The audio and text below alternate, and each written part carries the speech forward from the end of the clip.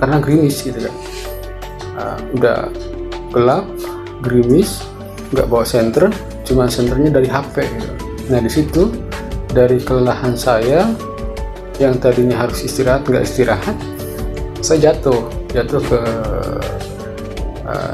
kalau nggak salah jurang, tapi dari jalur itu saya itu jatuhnya itu paling 3 meter karena saya nyangkut di akar.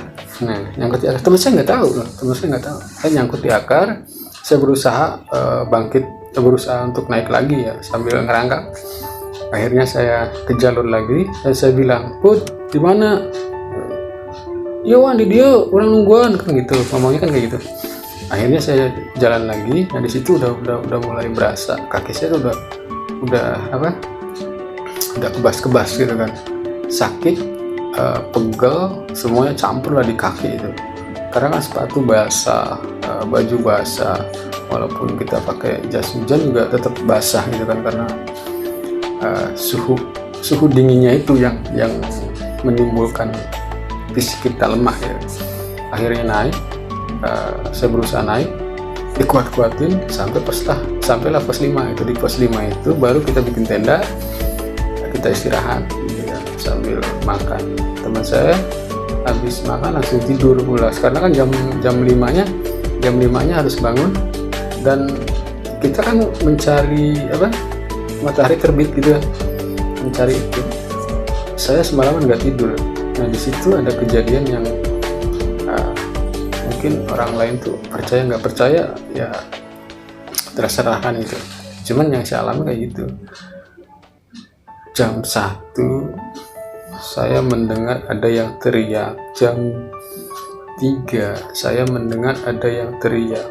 Nah di situ karena kan saya nggak tidur semalaman, gimana mau tidur karena posisi kita kan hipotermia, jadi kedinginannya itu ekstrim gitu kan. Pada waktu itu saya ngebangunin jam 4 ya, karena nggak bisa tidur gitu. Kalau mata tidur cuman pikiran itu nggak tidur gitu. Apakah itu hayalan karena kita dalam kondisi yang tidak fit gitu, apakah itu benar nyata, saya nggak tahu itu suara-suara itu ya. Allah alam. Pokoknya dari kejadian itu jam 4 saya bangunin teman saya. Habis ngebangunin teman saya, kita masak, lanjut ke pos 6. Nah dari pos 5 ke pos 6, di situ saya mulai saya udah nggak bisa berdiri, udah nggak bisa berdiri.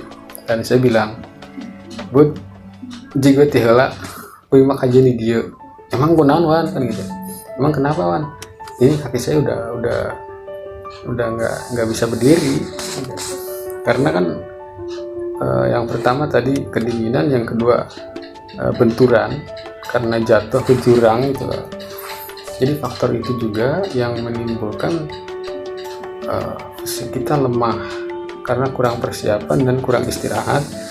Terus faktor cuaca ekstrim itu yang saya alami. Jadi mungkin meninggalnya Syafiq itu karena faktor hipotermia ya, jadi kedinginan ekstrim.